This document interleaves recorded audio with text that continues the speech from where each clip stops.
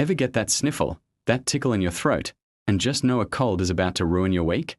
You reach for some vitamin C, maybe a hot tea with honey.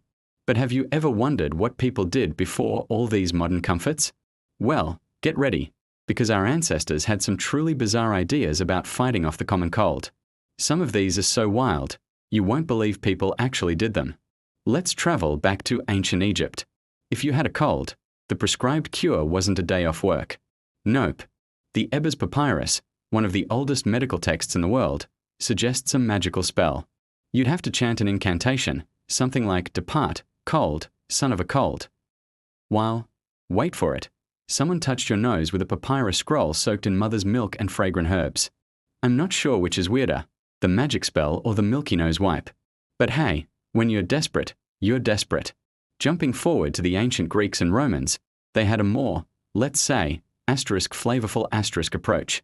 The famous physician Galen believed that colds were caused by an excess of phlegm, which was a cold, wet humor. So, to balance it out, you needed things that were hot and dry. This meant eating spicy foods like garlic and onions.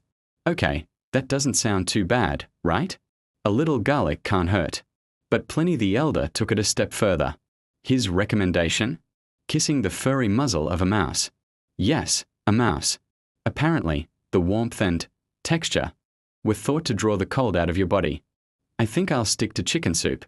Thank you very much. Now, let's head into the Middle Ages and the Renaissance in Europe. This is where things get really fragrant. A popular remedy was the sock onion. You'd slice up a raw onion, stick it in your socks, and wear them to bed. The idea was that the onion's powerful compounds would be absorbed through the soles of your feet, travel up your body, and purify your blood, killing the cold virus. All you'd get is stinky feet and a lonely bed, because who would want to sleep next to that? Another smelly solution was wearing a bag of pungent herbs around your neck, like a medieval air freshener. It was filled with things like camphor and asafoetida, which has a smell so strong it's also known as devil's dung. The belief was that the foul odor would literally scare the sickness away from your body. But what if smells weren't your thing? Don't worry, they had other options. How about a nice, warm poultice? Sounds cozy, right? Well, it depends on the ingredients. One common recipe involved goose grease.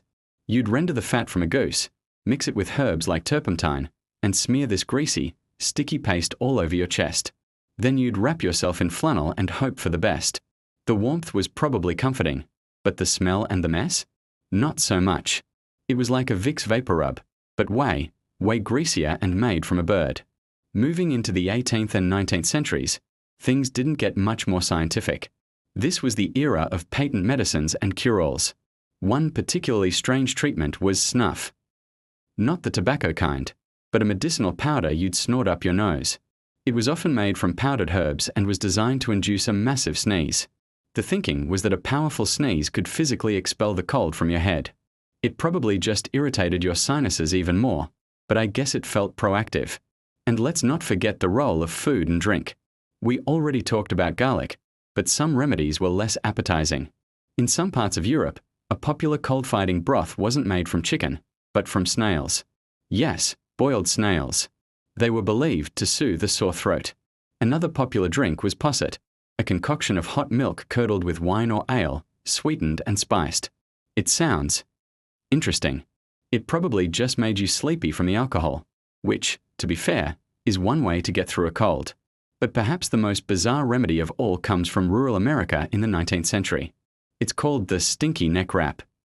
If you had a sore throat, the cure was to take off one of your dirtiest, sweatiest socks, preferably one you'd been wearing all day, and tie it around your neck before bed. The logic, the warmth and, well, the personal essence in the sock were thought to have healing properties. It is hard to imagine anyone ever felt better after sleeping with a dirty sock wrapped around their throat. Now, let's be clear. None of these remedies are recommended today. They range from ineffective to just plain gross. There's no scientific evidence that kissing a mouse or wearing onions in your socks does anything to fight a virus. In fact, some old remedies were genuinely dangerous. For example, many patent medicines in the 19th century contain high levels of alcohol, opium, or even chloroform to make people feel better.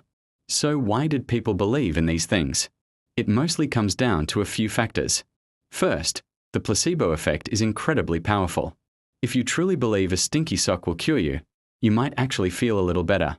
Second, colds are self-limiting.